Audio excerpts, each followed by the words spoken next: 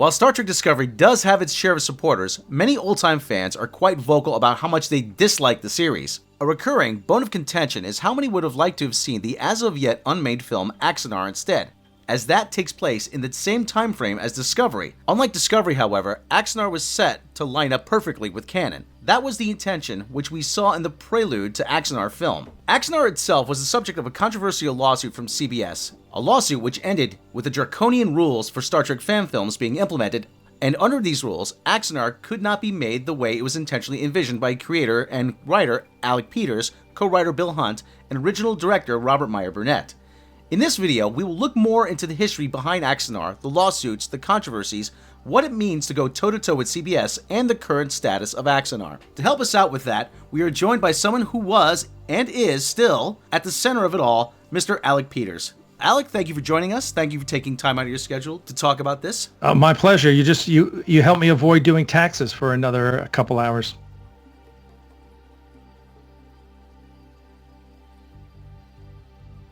Before we get into Axanar and all things Star Trek, tell us a little bit about yourself. Sure. I'm from New York originally. Grew up both on Long Island and in Westchester County. So I went to a private university on Long Island, Delphi University, majored in political science, went to law school, passed the bar, got sworn in, and never practiced a day of law. But it's an amazing education going to law school. It's the best education for being an entrepreneur, which is what I eventually did. But after I passed the bar, I had been coaching for a while, coaching men's and women's volleyball, and I got a job coaching at USC, University of Southern California, and I coached there for 4 years. Won a national championship in 1990. We finished second in 91. I was the assistant coach to a guy named Jim McLaughlin, who later went on to University of Washington in Notre Dame. I coached with the U.S. national team, coaching with the Greek national team, coached at a couple world championships. So it was a great career, best 4 years of my life. And then I left that and I started my first business, which was a sports management company representing professional athletes. And I did that up to about 1999, and then I started a company called AuctionWorks, a technology company, which we eventually raised $8 million for, 3 of which were venture capital. The company sold in 2008 for $16 million. We started from scratch, but because I brought in venture capitalists, I got screwed and got basically nothing out of that deal. But it was a great, it was a great accomplishment. I was one of the Ernst & Young Entrepreneur of the Year award winners, and it was a good ride while it lasted. And then in 2008, I started a company called Protworks. Basically, I had been collecting Star Trek props and costumes for a couple years after the Christie's big Star Trek auction in 2006. And I had a blog. I was like the top blogger on the subject, and we started a forum. And when Battlestar Galactica was coming to an end, all of us collectors were like, who's going to sell the stuff for Battlestar Galactica? Because we all needed our next fix. And I called up my friend Richard Hatch, who had been my acting coach years ago and was a good friend of mine, and obviously was Tom Zarek on Battlestar Galactica on the new one. And I said, hey, Richard, find out who's in charge of this. And he put me in touch with a line producer who put me in touch with someone at Universal. And I pitched the business and beat out the company that was selling all the Star Trek stuff after Christie's. And that was the start of Protworks. And then after that, we did 2 wildly successful Battlestar Galactica auctions. We did Stargate, Star Trek, Kevin Smith's auction, Iron Man 2. So yeah, it was a good gig. I think we've done about 8 or 9 Star Trek auctions since then. But I really kind of let that business go just because it was getting very competitive, and it was all about selling stuff, and it just wasn't intriguing me anymore. And Axanar had really started to heat up, and that's where I've kind of put my effort for the past 5 years.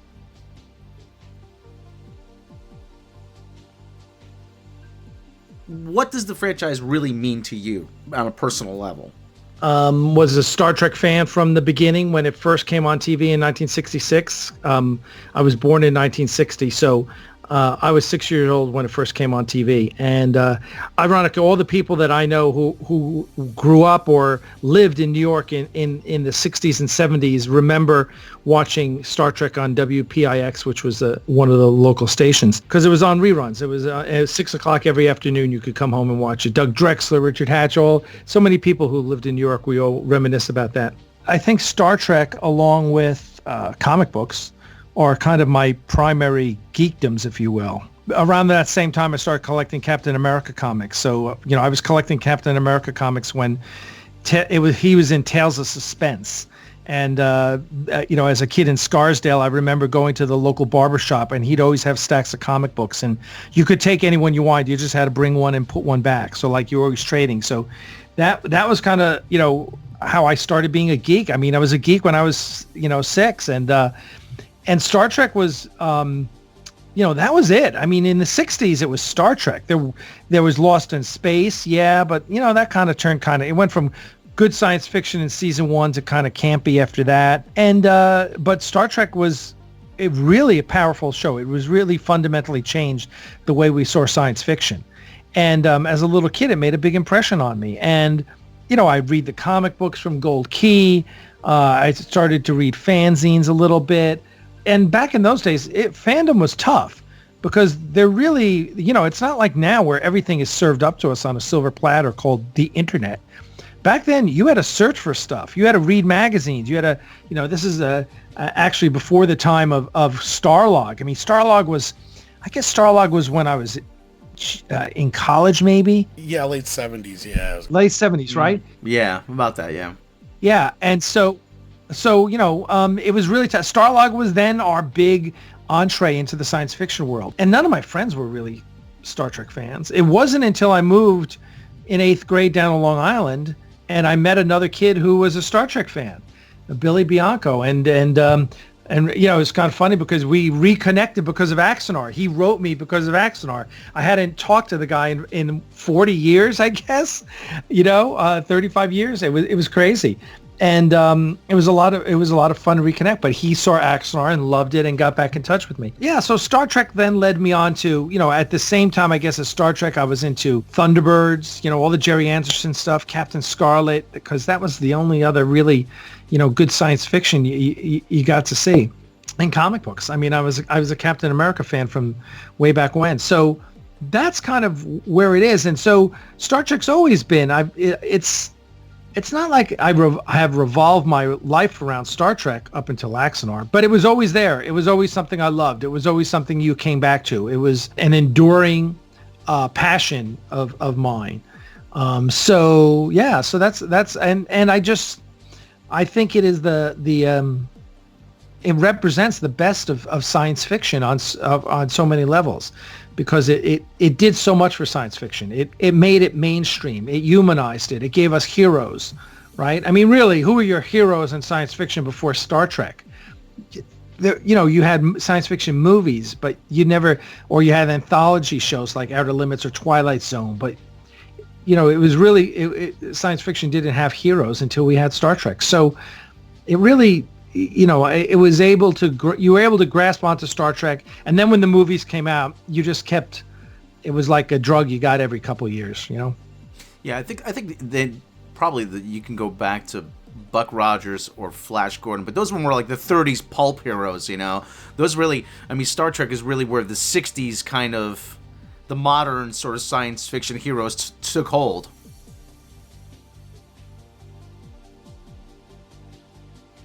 How did you get involved in Star Trek Axanar? In 2010, we got at Protworks, we were doing our Star Trek auction that was officially licensed by CBS. I literally worked with John Van Citters. All the people who wound up suing me, I worked with in 2010 as an official licensee. We actually cleared out the warehouse where all the assets to the Star Trek experience from the Hilton that was in the Hilton Las Vegas were being stored. So we cleared it out. We had a one-day warehouse sale that was nationally advertised. I mean, we had, I don't know, we probably had 500 people there, including Adam Savage from Mythbusters. So we sold a bunch of the stuff at the garage sale, and then we sold some of the better stuff as part of this auction. And one of the things that we got as part of this auction consigned to us was a captain's chair, and it was the captain's chair from Trials and Tribulations, the Deep Space Nine episode. And basically, it was the chair that Sisko, that Avery Brooks stood in front of when they, in order as a reference, so they could comp him into the original the original series episode. So we were trying to restore it because it wasn't in great shape. And I called James Cawley of Star Trek New Voyages. And because I knew he knew a lot about this stuff. I mean, he really does. His sets up in New York are really spectacular. And so I called him up and we started talking. And I had just, like a couple months earlier, had just acquired the original Garth costume that Steve Einat wore in the episode Whom Gods Destroy. So James and I started talking about it, about the costume and about what a great character it was. And he said to me, well, we're filming an episode here this summer called Origins, which is about Kirk at the Academy. And basically it was James's way of kind of getting back at J.J. Abrams for ruining his childhood, I guess. Because James wasn't a big fan of the J.J. movies. So he wanted to do what he thought Kirk at the Academy was, which was a great idea. So he had this fan film. He had this wonderful young actor named Matthew Ewald portraying a young Kirk. And so he said, we should write Garth into this episode because this is the time when he's at its height. And I was like, yeah, you should do that. That would be really cool. And he said, well, why don't you come play him? And I was like, wow, well, that would be even cooler. I said, my God, I'd love to. And because Whom Gods Destroy had always been one of my favorite episodes because Garth was I just thought it was an amazing character that we knew so little of. It's like they teased us with these little tidbits. Like he was the role model for a whole generation of captains. He won this big victory at Axanar that somehow saved the Federation. He had charted more worlds than any other captain up until that time. He was Kirk's hero. His adventures were required reading at the Academy. So all this stuff, but they don't go into it, and you never hear of him again. And I had written my first story about Garth when I was at the Academy. When I was at law school. And it was basically a story of what happens to Garth after he comes back from Elba 2, from the penal colony, right? And so anyway, James made this offer. I went up. We shot some scenes, and it was basically one scene with Garth. And it was basically Garth and this admiral watching young Kirk blow up the Kobayashi Maru simulator, right? And I have it. As a matter of fact, I've shown it online, and it's basically Garth watching Kirk fail, and the admiral's like, "Oh, this is Kirk's son. He's going to wash out," and Garth's like, "Oh, I kind of like this kid," and the admiral turns to him and goes, "Garth, you're crazy," and so it's a funny scene, and we recorded it. And unfortunately, the episode never got made. But that was the start. So James Cawley and I were at lunch, and I said, I had this story. And he said, well, why don't we produce it? And I said, okay. And that's a great idea. And that's how it started. It was basically James kind of giving us the kickstart and to get it going. And I hooked up with John Munchrath, Doc John, who was the McCoy in the early episodes of New Voyages. Super guy, an actual doctor. And who actually does a really wonderful McCoy. We started writing the script, and that 2010, and I went and took the Robert McKee seminar. Robert McKee is kind of like the godfather of Hollywood script writers. If you ever saw the Nicolas Cage movie adaptation, Robert McKee is actually a character in that. And I took his seminar, read his book, and just started, I'm a pretty competent writer, but I just started writing a screenplay, which I had never done before. And over the next, I guess it was about 2 years, I wrote the screenplay, and I got it through the first 3 acts, and then spent probably 6 months researching space combat before I did Act 4, which was the Battle of Axanar.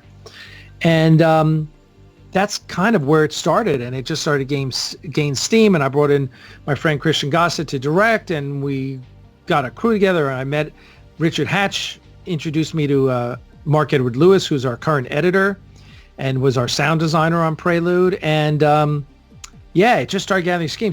And Richard Hatch was the first actor I approached because he was my friend, and I had taken an acting class with him, and I sat down with him as the legend goes, over sushi, and I just plied him with sake and sushi, and and told him my vision. And I told him, look, Richard, I don't want to see your face. I want you to be a Klingon, because we all know what Richard Hatch looks like. I want to see you give life to a Klingon.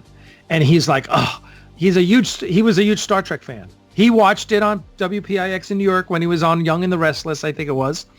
And he said, I always wanted to be a Klingon. And so that was it. And Richard got me J.G. Hertzler.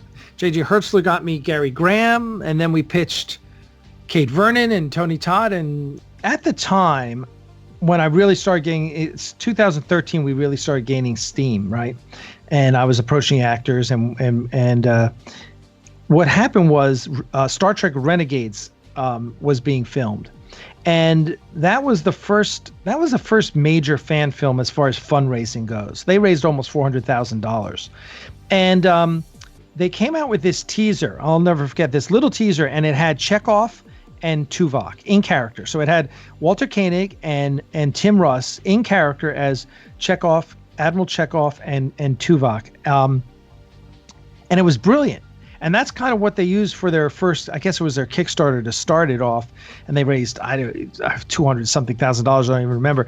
And it really was the kind of like the map for how we had to do things, right? Because I envisioned Axanar as this 2-hour movie, this 90-minute 2-hour movie, right? And so I got to be a producer on Renegades. Sky Conway was very generous and invited me in, and I worked with Frank Zanka, who was the line producer, and a bunch of wonderful people I met. And so on set, I just got to see how they were doing it and what they were doing well, and what I thought maybe we needed to do better. And but it was really well done.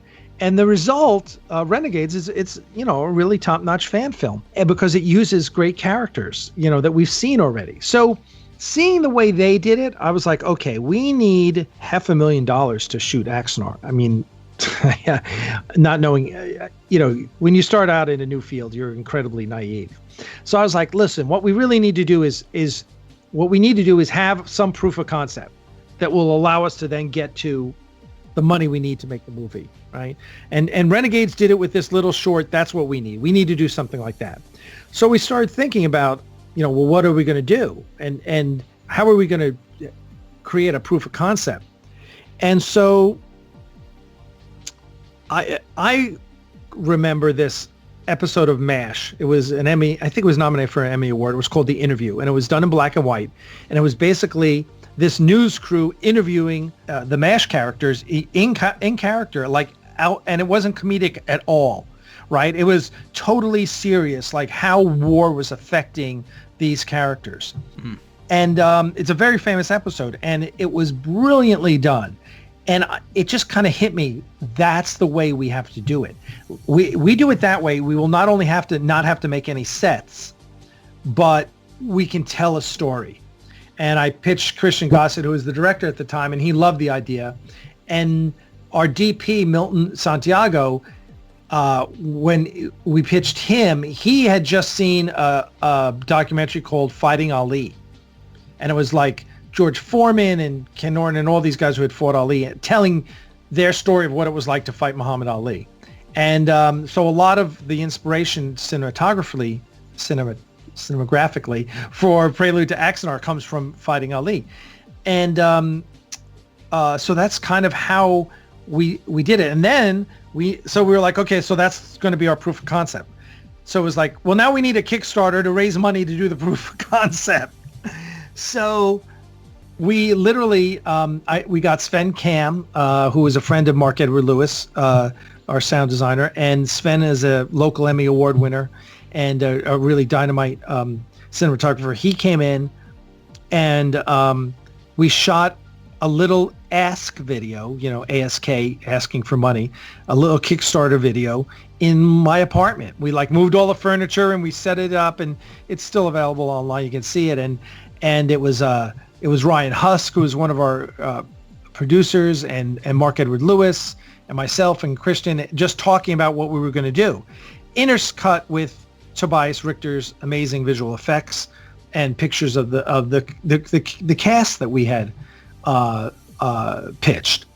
And I was like, look, if we can make $10,000, like I'll sell my car, my second car, and Tobias Richter was like, oh well, I'll wait until you make the movie before I charge you for the visual effects. And so we're like, okay, we can probably do this for like $20,000. It was, I mean, this is how naive we were. It was like, oh, $5,000 for the actors and $5,000 for makeup and $5,000 for visual effects and $5,000 for the shoot.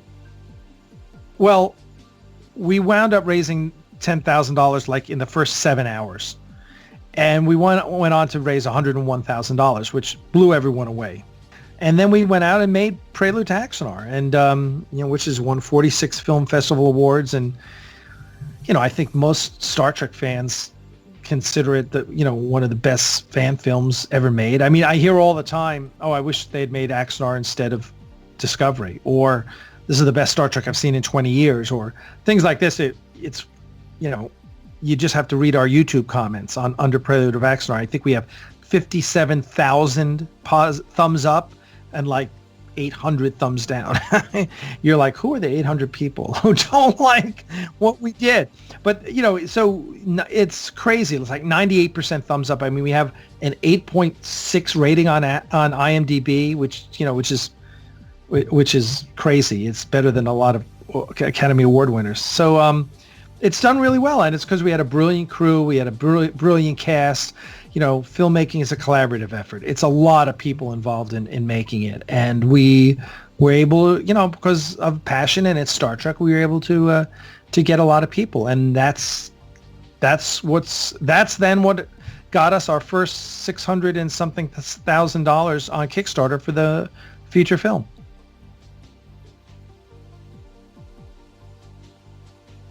There's been a lot of stories, a lot of allegations that have been repeated. If you could just go over what happened with the, with the whole legal entanglements with Axanar and CBS, give us a timeline of the events.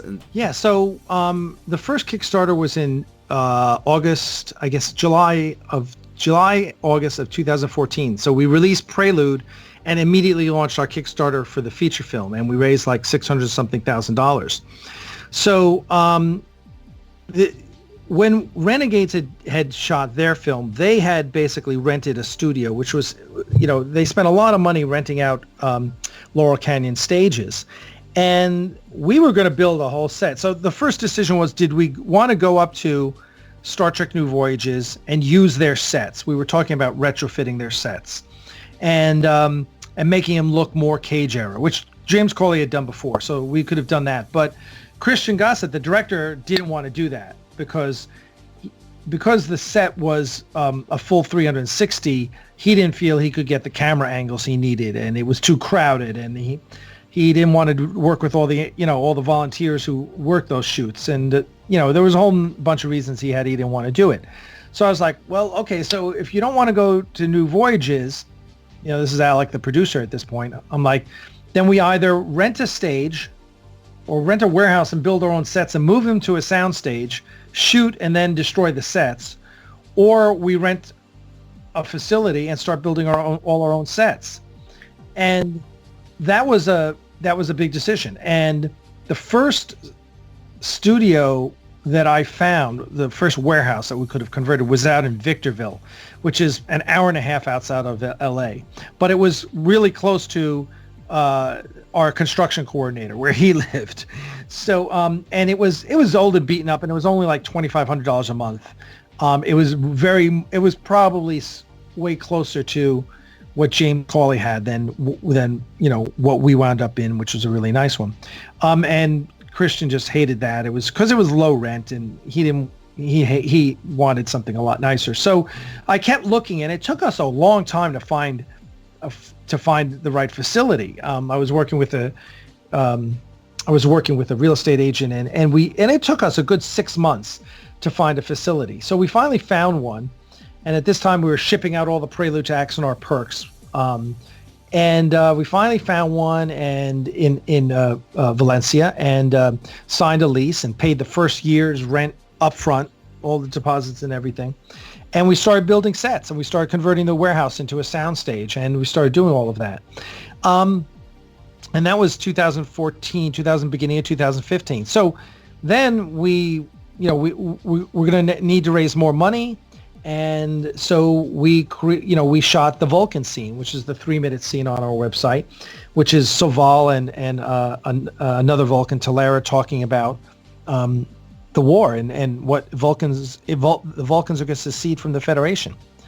So we shot that. Robb, at this point, Christian Gossett had quit, and we got Robb Burnett to shoot that, and it was really, Tobias Richter kind of told him exactly how he needed it shot, and it was entirely on green screen, and that was then our video that we used for our second campaign, where we raised another $500 and something $1,000.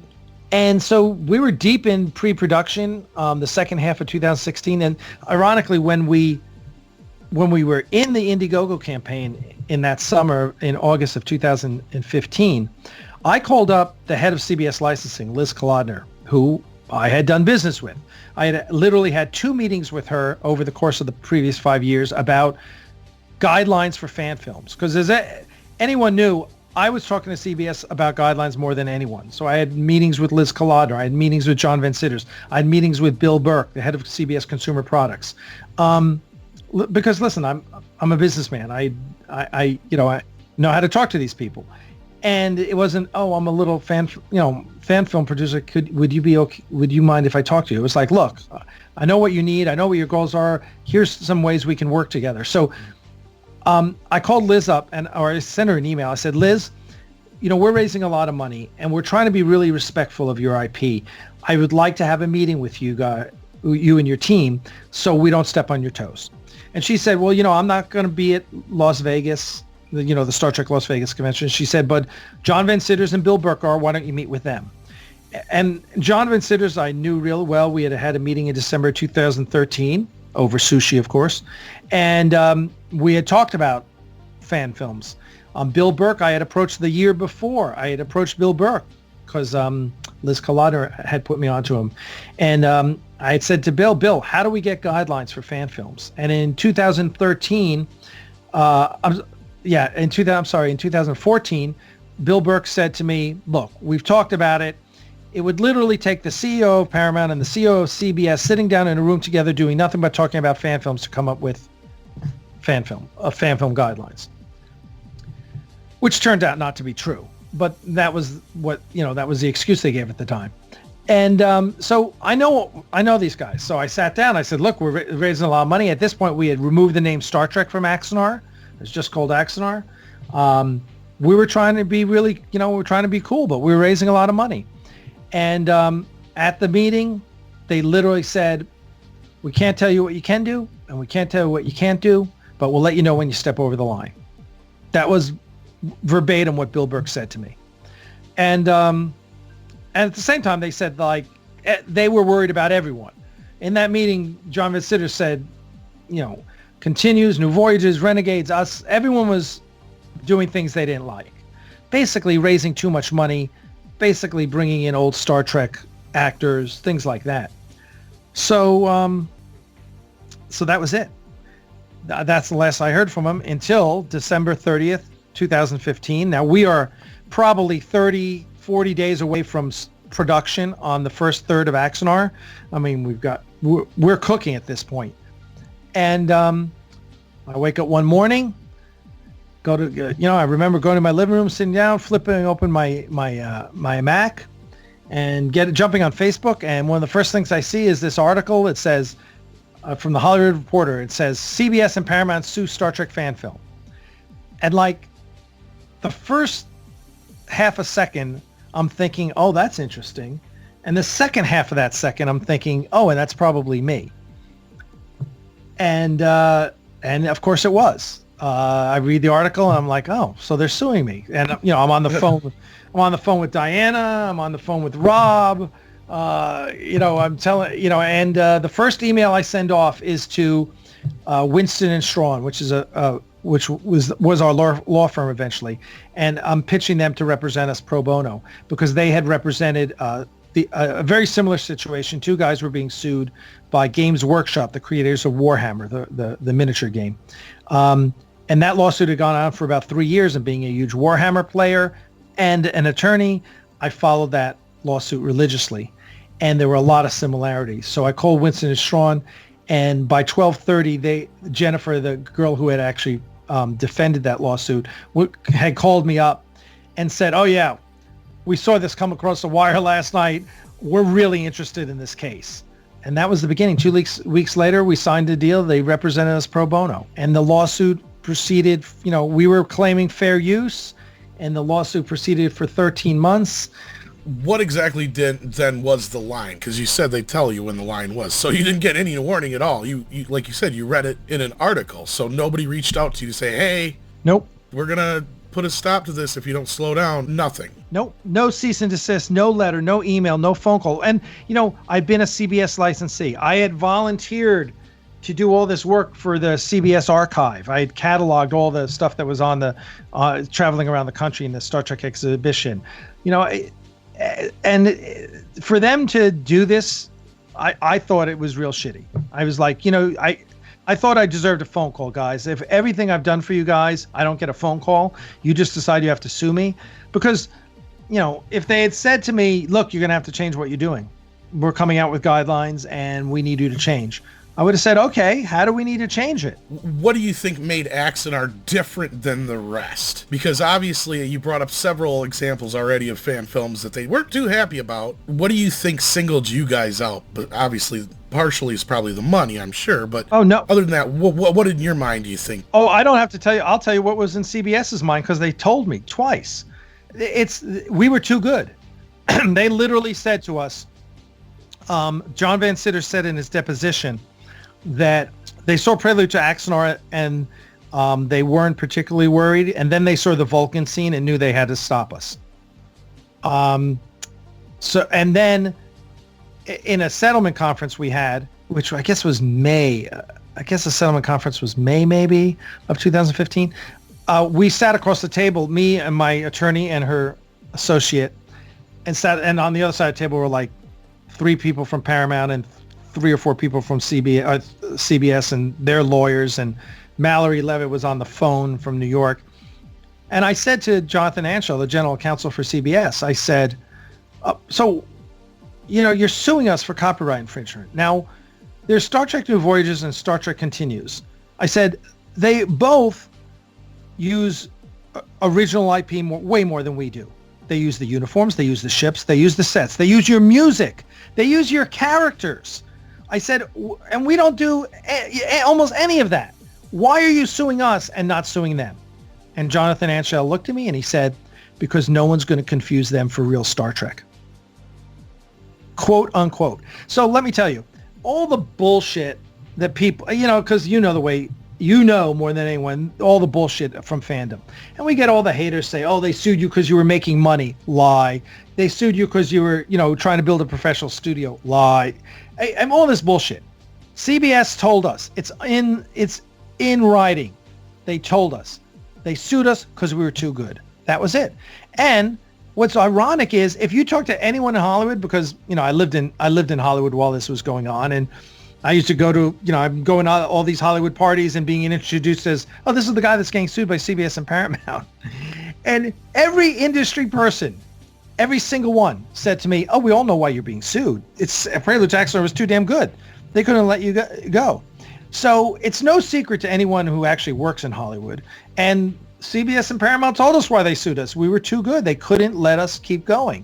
So there you are. And, listen, they thought I'd roll over. They and if CBS and Paramount had sued anyone else, if they had sued James Cawley or Vic Mignogna or Sky Conway, they would have folded up their tent and gone home. They just picked on the wrong guy. They picked on the guy with the law degree, who's from New York, which means I have a bad attitude, and I'm Greek, which means I'm stubborn. And so you just picked the wrong guy to sue. I mean, if they had come to me nicely and say, "Alec, look, you're doing great work, but we need to have you make some changes," I would have happily done that. But instead, they decided they were going to play hardball, and I just knew where the bats were being stored. Did it ever seem like there was a point, or did the subject ever come up of you guys actually working together? The first thing we did within 48 hours of receiving the lawsuit, we had a settlement offer on their table, on the lawyer's table. Now, this was before we had lawyers. This was me making, we had a mutual acquaintance. There was a third party who was a heavy hitter in Hollywood who knew the general counsel of CBS, and he helped me craft a response. And it was basically, look, just give us guidelines and we'll be good to go. Because listen, I had even at the meeting in August of 2015, I had even said to John Van Sitters and Bill Burke, look, do you want to license us? I'll give you 10% of everything we raise as a licensing fee. They were like, no, we can't do that. So our first settlement offer was on their table, on their desk within 48 hours. And it was like, give us guidelines and let us know how we can work this out. And the response was no. So that was our first offer. Now, this behind the scenes, our guy who knew their general counsel said to him at one point, and he made it very clear that he thought they were being stupid, but he made it, and he told them, well, why don't you just work with Axanar? And the general counsel said, well, we would never pay for Axanar. It's our IP. And our guy said, what do you mean pay? They'll give it to you for free. Just let them make it. They'll give it to you. Right, because it's ostensibly paid for due to the fact that you were crowdfunding. Right, exactly. So, which would have created a whole new model in Hollywood on how to do things, right? Think about this. If CBS had taken us up on our offer, we could be on our third or fourth Star Trek film by now. All crowdfunded, all pure profit to CBS, right? And so it was a whole new model that they could have. So anyway, our guy approached the general counsel, and the general counsel's response was, they would give it to us for free? Like, he couldn't fathom that we weren't in it to make money. He couldn't understand that we were just Star Trek fans who wanted to make Star Trek. And listen, if you read the comments on our YouTube, there's, I don't know, tens of thousands of comments on our YouTube page. That's what everyone says. Why didn't CBS just acquire Axanar? I want to see Axanar, not Discovery. I mean, why isn't CBS working with these guys? This is over and over. You hear the same thing. And it would have been, I mean, think of what, rather than 13 months of negative publicity in just about every publication in the United States, CBS and Paramount could have been hailed as thought leaders in the space of the future of entertainment in Hollywood. Wow, they brought these guys in and they're making Star Trek, and it would have done CBS and Paramount wonders. Certainly Paramount needs it right now. And and think of the positive, rather than Discovery going out and getting Rod Roddenberry as an executive producer who, listen, I love Rod. He's a great guy, but he's not a Star Trek. I mean, listen, despite his lineage, he's not a hardcore Star Trek fan, right? They thought tacking his name onto it would give them some sort of validity. Same thing with Nicholas Myers, yeah.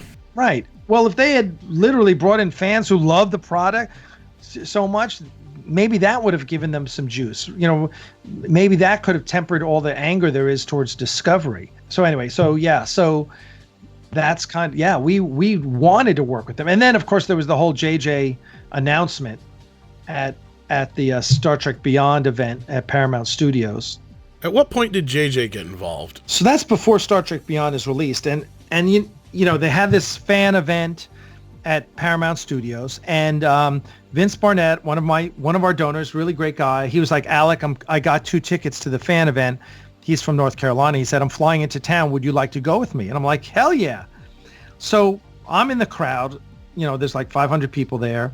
And it was a wonderful event, and they set up one of the stages, and they built a theater in the round, and Adam Savage was the host, and I'm there, in the audience, and JJ gets on stage, and he's talking, and I remember because I was on my phone texting my lawyer, and JJ says, so maybe you've heard about this fan film Axanar, and like I look up going, huh?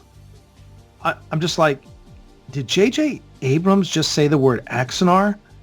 And, he says, and he goes on to say that Paramount's dropping the lawsuit. Well, and so I went in and introduced myself to him afterwards, and that was nice. And everyone was congratulating me, and it was really, that was a huge high. Turns out it was all bullshit. It was basically a lie concocted by Paramount to get JJ to, and they didn't tell JJ. JJ literally told me I had to tell JJ that wasn't what the case was, because we had gotten a settlement offer from Paramount just a few days before this, and what we found out after was, oh no, Paramount's not dropping the lawsuit.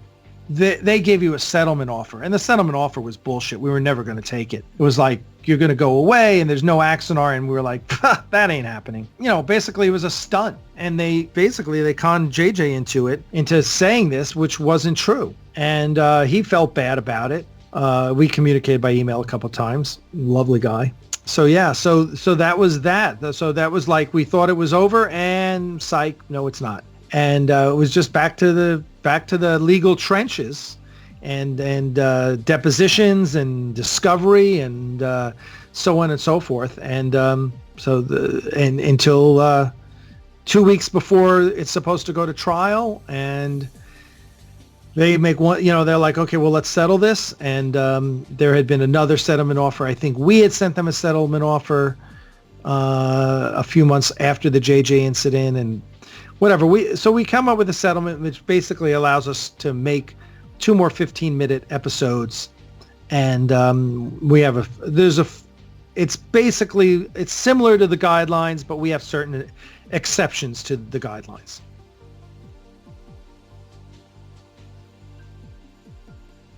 What's your take on the guidelines now for fan films, and is there any kind of like wiggle room to get around any aspects of them?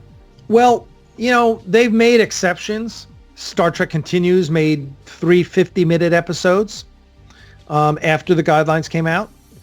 They had raised the money beforehand, but hadn't started any work on them. So CBS allowed them to make those 3 50-minute episodes. They allowed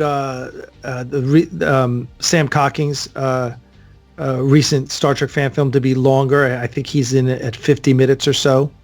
And they've made other exceptions here and there to certain things. I think that ultimately what they want is they just want it to be an amateur fan film. They don't want anything professional, right? That's what they're trying to limit.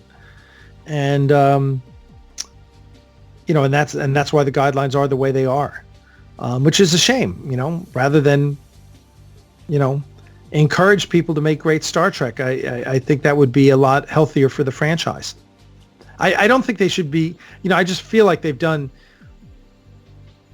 so much to set themselves up as they're not necessarily trying to work against the fans, but they just make decisions that just alienate the fandom. And I just don't think that's the right move. And also I'm going to point out more fan films have happened in the 2 years since the fan film guidelines came out than in the previous 2 years before the guidelines came out. So people say, oh, fan films are dead. No, they're not.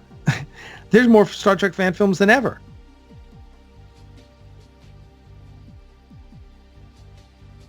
What's your response to the allegations that we have spoke about in our earlier videos and the popular ones that are all over the internet? Being that it's the internet, there are people that read something on the internet and think it's true. Or there are people that just want to cause problems. We have a small group of dedicated haters who are always trying to, to cause problems for us for whatever bizarre reason. But, people say, oh, well, you profited off of Star Trek. No one profited off of Star Trek. I put $150,000 of my own money into Axanar. So I don't know where the profit is, but it certainly isn't on my end. So that's a bullshit claim that people make. People say we were trying to create a professional movie studio off the backs of Star Trek. That's bullshit. We had a 3-year lease on a studio, and our idea was once we're finished with Axanar, let's try and rent this place out so we can pay the rent. Right?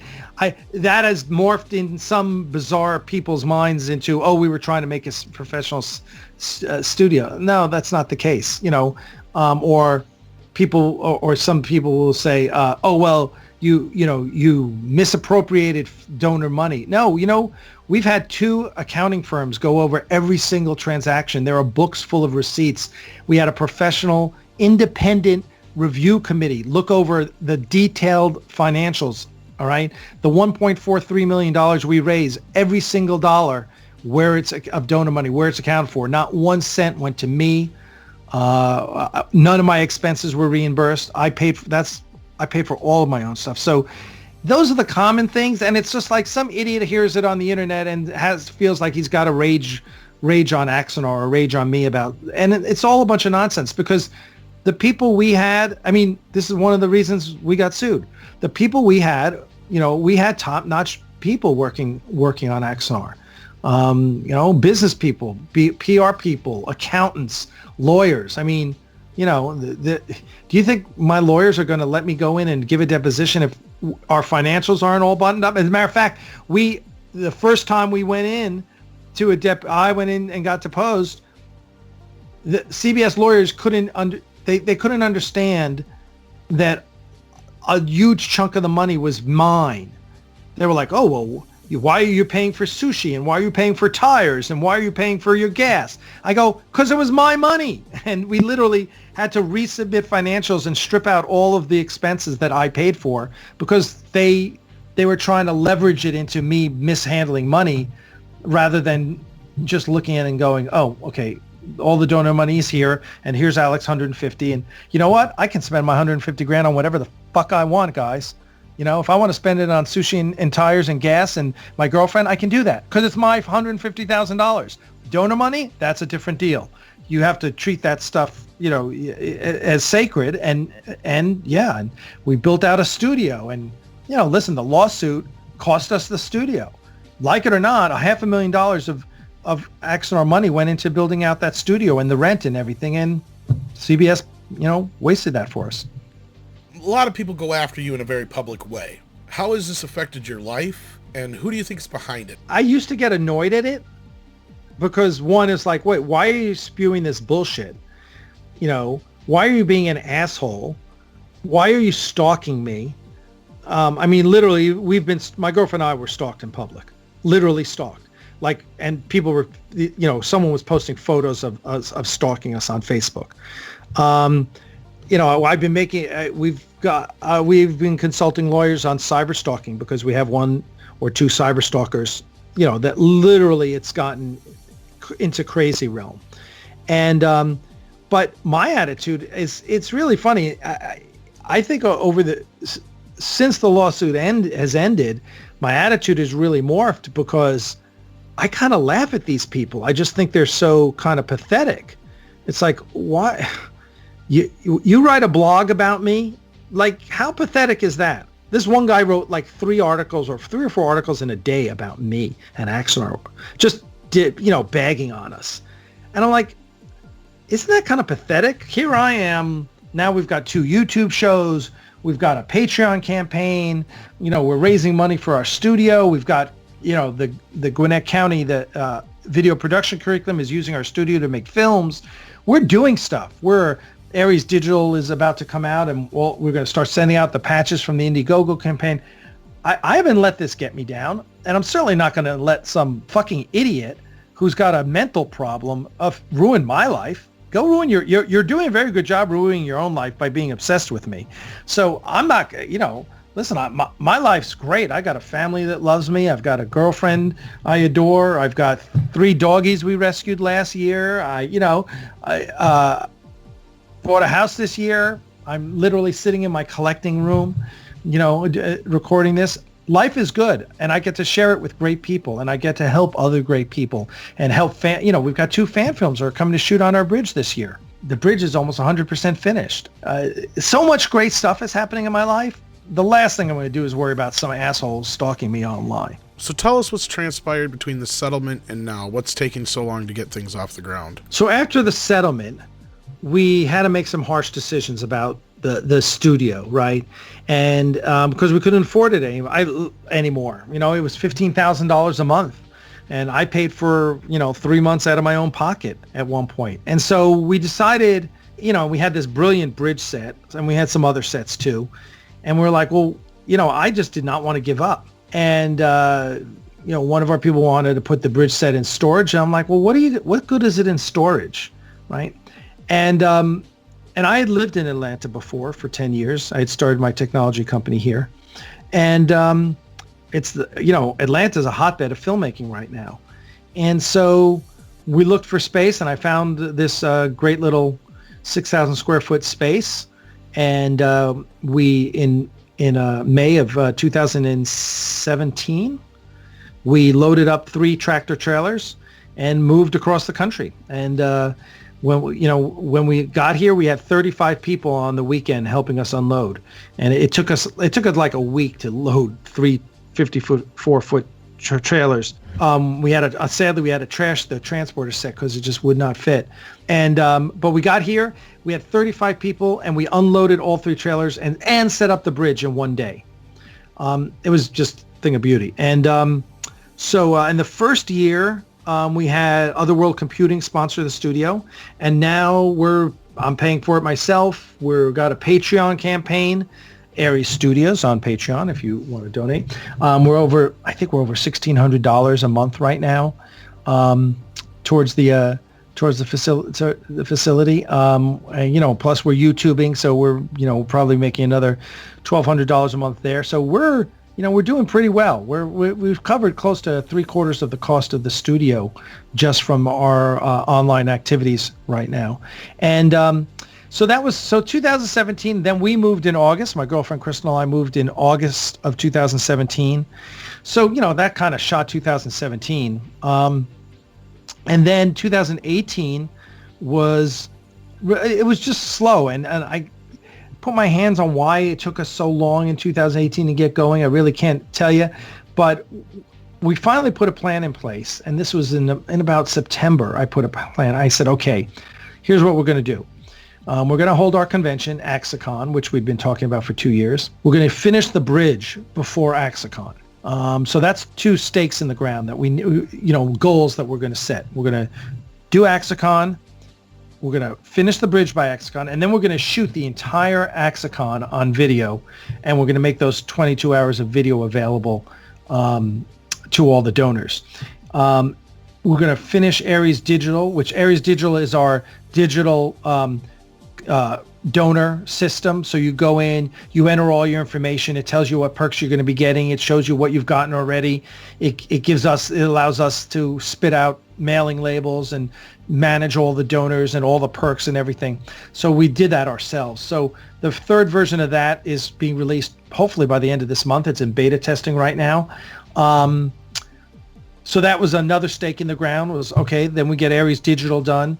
And then we're going to ship out the patches for the Indiegogo campaign. So I ordered all the patches the patches for the Kickstarter campaign had been shipped already in 2016. Now we're going to be shipping out the patches for the Indiegogo campaign. And once those patches are in the hands of everyone, then we feel better about going out and asking for more money to finish, to do the next 2 episodes of Axanar. And so it's kind of like a progression. It's, you set out a plan your work and work your plan. So it was Axicon, bridge, video, Aries Digital, patches, ship the patches, ask for more money. And we're following that plan. And at the same time working, Paul Jenkins, the famous comic book writer who wrote Wolverine Origins and Inhumans for Marvel Knights imprint.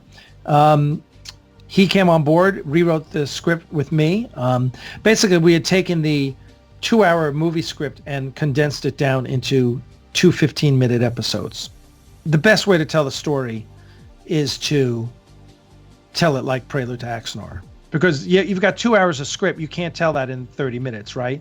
And so, whereas Bill Hunt, my co-writer, and Robb Meyer Burnett they just wanted to film the first 30 minutes of Axanar and show what could have been. And my attitude was like, well, I don't care what could have been. I know what could have been. And I don't think fans care about what could have been. Fans want to hear the story. They want to know the story that we're trying to tell. So let's tell that story in a half hour. And some people have said, well, what can you tell in a half hour? Well, I don't know. 20 minutes. Prelude to Axanar was 20 minutes, and it was pretty freaking good. Half-hour TV were they not telling stories in Twilight Zone in a half hour? So I felt like, we had Prelude to Axanar. Let's make it a trilogy. Let's make 2 more short films and tell the story of the Battle of Axanar. And that's what we're going to do. And so that's kind of our plan. We've got a plan and we're working it, and we're going to get through to production. And the script is really freaking good. Can you tell us a little bit about the other behind-the-scenes issues you've had, not just ones with CBS? Yeah, well, listen, yes. I mean, I don't want to get into the internal politics of Axanar because, that's just not very professional. Air your laundry in public. We had some people who were paid to do work and never delivered on that work, and those people are no longer with us. We had people who made promises to do work, never did the work. Those people are no longer with us. People are in, when you do something like a fan film, different people are in it for different reasons. And you ultimately have to find the people that are in it for the reasons you're in it and share your vision and want to do great work. People like Mark Edward Lewis, who was the sound designer on Prelude to Axanar and is now our editor and our post-production supervisor, or Bing Bailey, who's our colorist and DIT. I mean, these are guys who are working professionals who literally make their living in the industry doing what they do. And Bing's a director. He's directed films. He's worked for half a dozen fan films. Same with Mark Edward Lewis, who directed a couple episodes of New Voyages, but he's a professional sound designer. He's got a group called Cinema Sound that does education around that. And it's finding people like this, or Paul Jenkins, or Jeff Barklage, the DP. These are professionals. They make their living doing this. And when you find people like that this is their living, and you convince them to do it for free, they're professionals. They're going to give you they're bringing their A game. They're not bringing their B game. They're here to do the work, and they want to make something special. I think everyone who was involved with Prelude to Axanar is rightly proud of it, as they should be, because there was a lot of great people who contributed a lot of great work to it. And so I like to focus on the positive and the positive relationships I've developed. And yeah, I've been burned and I've been screwed, and but I can't dwell on that. That doesn't serve me. What you learn on YouTube is there's a lot of bullshit on YouTube, and basically it's like the internet, and anyone can say anything. Tom Nichols, who teaches at the Naval War College, just wrote a great book last year called The Death of Expertise. And it's all about this. It's about how the internet has made everyone think that their opinion matters. And I got news for you. Most people's opinion don't matter because they're not informed, right? And so you go on YouTube, and there's a lot of bullshit on YouTube, just like on the internet. And what I like about your show is you guys do the research, and you come forward and you say, hey, here's what we think, and here's what we can prove, and here's what's speculation. And, I appreciate that.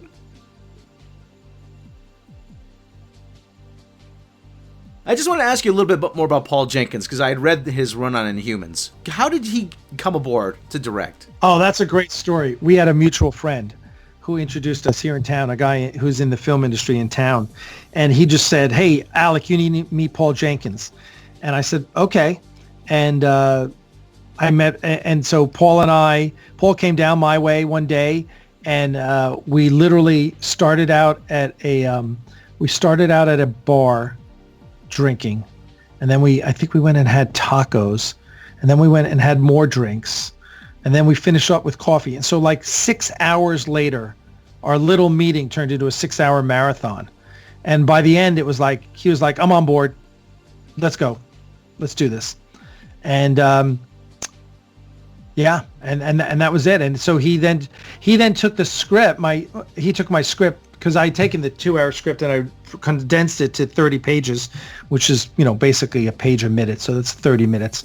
I condensed it down, put it in the format of the 4 Years War documentary series, and I gave it to him to rewrite. And he had some very specific ideas. And you never know when your writing partner, like he's such a pro that I was like, I'm not going to tell him what to do. I'm just going to give it to him, see what he comes back with. And so he came back and there were only like 3 things he had changed. And he said, and 2 of them were like, well, that's not even important. I was like, 2 of them were like, I'm not sure how this is going to work technologically, but we need to change this. And I was like, okay, it works this way. Fine. And I was like, no problem. And one of them was of something that he felt strongly. And I was like, great. So there was no back and forth. It was like he sent me his revisions. I was like, fine, we're good. And so now we've got a shooting script. And a lot of what Paul is going to do is when Rob Burnett left the project as director, Paul's like, I want to direct it. I was like, okay, cool. Because he had very specific things he wanted to see in how the actors talk to the camera and how their story is told and things that I thought would have, I was like, okay, I get it. I see where you're going. Let's go for it. And so he's stepping as director as well. And I think it'll be great. And we've got a great DP lined up. So, it's when you're writing Star Trek, one of the reasons people love Axanar is because I'm a Star Trek geek. And I always tell, when we talk at conventions, when we do panels and stuff, I always say, you can't out-geek me. You want to talk about, about starships and why they're designed the way they are, that's fine. We can have a great conversation. You want to talk about Klingons, great. But it's not like you're going to find some flaw in what I've done. Because we put the effort in where there's something in the script. I mean, we hammer it out and talk about it. It was one of the great things about working with Rob was Rob really knows Star Trek. So we would talk about something and we would just go back and forth and really try and hone in on the essence of in Star Trek, in the original series, how would this work, right? And Tobias Richter, who was the VFX guy, we would talk about the size of the ship and how many decks and what the nacelles look like and why why there needed to be extra armor plating on the nacelles and the strut's too narrow, the strut's too thick, or whatever those things are. So we have those geek conversations that you always have with your buddy over beers, right? Those stupid conversations that are like anyone who's listening in thinks you guys are really weird, but you have them because you're really into it. So we have had those conversations. Like there's a reason why the timeline just Axanar is the way it is. And that was a combination of how old did I think Garth was? Look at the the Star Trek's chronology that Mike and Didi Sakuda put out. When did the Enterprise get launched? Look at FASA and like, the 4 Years' War was a FASA war with the Klingons. So how do we work that in? And it was really, we spent a lot of time thinking of things and talking to a lot of people. So the end result is something that any fan can look at and go, God, I love this. These guys get it. They're geeks like me, right? And I always tell people, I'm a fan just like you. I just made a fan film. But right. I'm a fan just like you, so we speak the same language, and that's really important.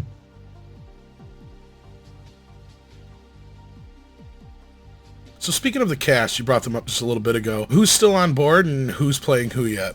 So I can't tell you about anyone new, but I mean of the returning, the only one who's definitely not returning is Tony Todd, other than Richard Hatch, of course. Richard Hatch, people ask us about Richard Hatch and are we recasting the role of Karn? And the answer is no, we're not recasting the role of Karn. Not saying he won't make an appearance, but we're not recasting that role. In the original script, Karn's mentor, Moreau, who was like the big shot before Karn, he plays in the script, and it's a really great role. And so that character is going to appear in the next 2 episodes, and I think fans are going to go crazy for that character. That's really good. So J.G. Hertzler is back on, Gary Graham, they're both fired up. Kate Vernon is reading the script, and she will give us an answer once she reads the script, but her character is so awesome, and we've given her such juicy stuff. I don't think she's going to want to turn us down. Plus, her character is, the Prelude to Axanar characters have really become, they've become part of Star Trek lore to a lot of people. I don't know how many people keep saying they think it's canon. You know, they consider it part of their head canon. When will you guys start shooting, and when do you think it'll be released? So it all depends on fundraising, right? So if we don't raise a lot of money, we'll shoot what we can and then release that, you know, put a trailer together and raise some more money. It's really hard to say. You know, my goal is to shoot this summer. That's my goal. Can we? Will we? I don't know. But we're on a very specific vector right now, and we have a plan, and we're moving along. So it's gonna happen after we fundraise. You know, once we fundraise, you know, people say, right. Oh, well, it only, you know, from the time you fundraise to the, you know, to the time it was released, Axanar, it was only like 4 months. Well, yeah, it's because we had $100,000 in the bank. You know, if I have $100,000 in the bank right now, I can put it out in 4 months probably. It's a little longer. This is 50% longer this time. So, but, you know, our goal is to get it out sooner rather than later. And now we're all starting to get excited because things are starting to happen, and you know, and different things we're doing are picking up steam. And that was the whole idea. There's a cumulative effect of everything you do. One thing leads to another, and each one, it's like a snowball. And the snowball just starts getting its momentum. And that's kind of where we are. You know, we did Axicon, we shot the videos. We've got, you know, more people volunteering to come on board. Have you seen Discovery, and what are your thoughts on it? Well, I think it's interesting that they talked about the Klingon War. I think it's interesting that they took place 10 years before TOS. I'm not saying that they copied those ideas from Axanar, but it was interesting that that's what they chose to do since we had done that already. Also, Brian Fuller was a fan of Axanar, I know, because he told me.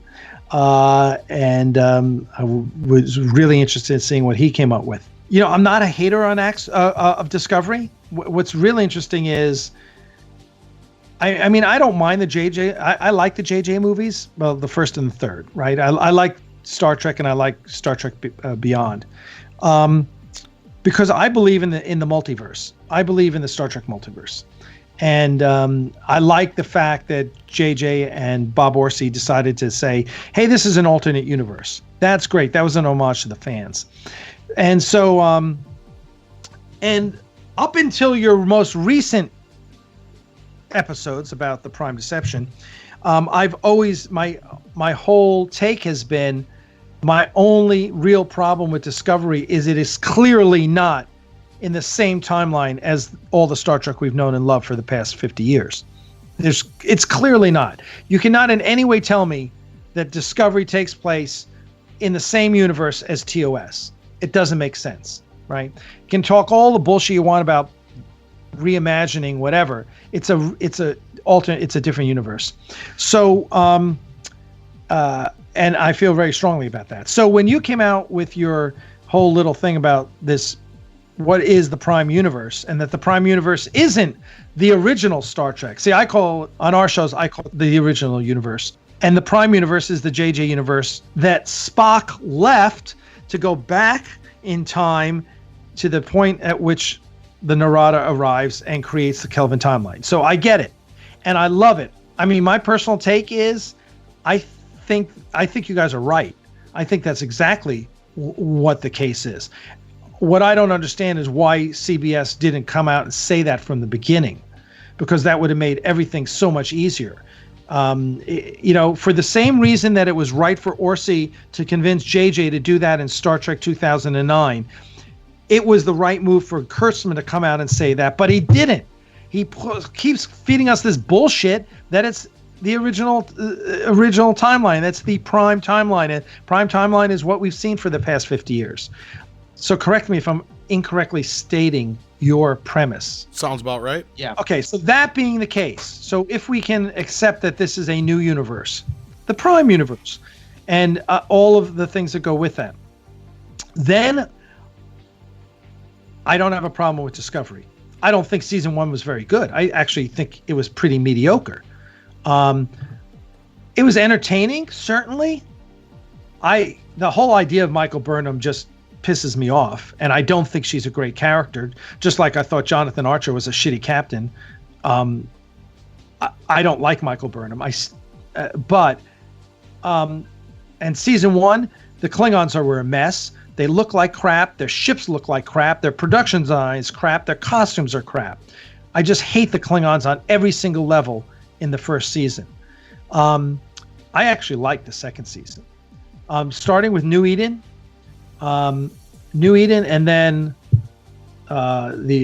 what's the episode 4, which this crazy name, an Obel for Sharon or whatever. Yeah, Obel for Sharon. Yeah, was fucking brilliant. That episode was great. As a matter of fact, the only thing that I didn't like about it was Michael Burnham, because she's got so freaking emotional at times. And I don't know if I assume that's the writing, but other than that, I thought that episode was brilliant. I love that episode. That was great Star Trek. So between New Eden and that episode, I'm like, we might be on the right road. That they may be. I mean, they've gotten some good things. And Pike is also an awesome captain. Let's face it, this should be the Captain Pike show, not the Michael Burnham show. Well, that's one thing we can all agree on anyway. Actually, since we brought up Discovery, are you? We have to ask: are you a fan of the Orville? Oh God, yes. Yeah. The Orville is amazing. And before we talk about the Orville, real quickly, someone was quoting Kurtzman, who was talking about online. He was talking about how you can't use the production design of the 50-year-old Star Trek and appeal to modern audiences. To which someone posted a picture of the Enterprise crew from Star Trek Enterprise on the Defiant in A Mirror Darkly, and said, really, it seemed to work 15 years ago, right? To which I posted a picture of the USS Ares bridge, which hopefully you've seen, and I'm like, that's bullshit. Don't tell me you can't. No, don't tell me you can't do that. You just didn't want to do that. You just, whatever the reasons are, like the production designers saying no round nacelles, you guys just didn't want to fit into the canon. Axanar fits into the canon. It's not like we're geniuses or anything. We fit into the canon because we want to fit into the canon, because we worked hard to fit into the canon. So anyway, I'm just going to let that lie. As far as the Orville, love the Orville. And the last 2 episodes were both freaking ridiculously great. Can you give us your feelings on the Anas Abdeen lawsuit against CBS, and ironically them using the same lawyer that they used to go against you to defend themselves now, and what you know about the tardigrade game and the lawsuit itself? I haven't paid enough attention to give you guys an educated opinion. All I can say is I hope CBS is guilty in hell and get the book thrown. All right. We'd like to thank you, of course, for taking your time to talk to us here at Midnight's Edge. We always appreciate when people come on and share information, share experiences with us. My pleasure. Alec Peters, thank you very much for joining us. Thank you, guys. Thanks for watching. And if you like this video, why not subscribe and click the bell icon for all the latest content? And be sure to check out our other videos. And if you really like the channel, why not consider supporting us on Patreon? Patreon supporters get all kinds of bonus exclusives, and you can support the channel for as little as $1 a month. You can also check out our sister channel, Midnight's Edge After Dark, for live streams, discussions, and more. Stay tuned because another video is coming right up.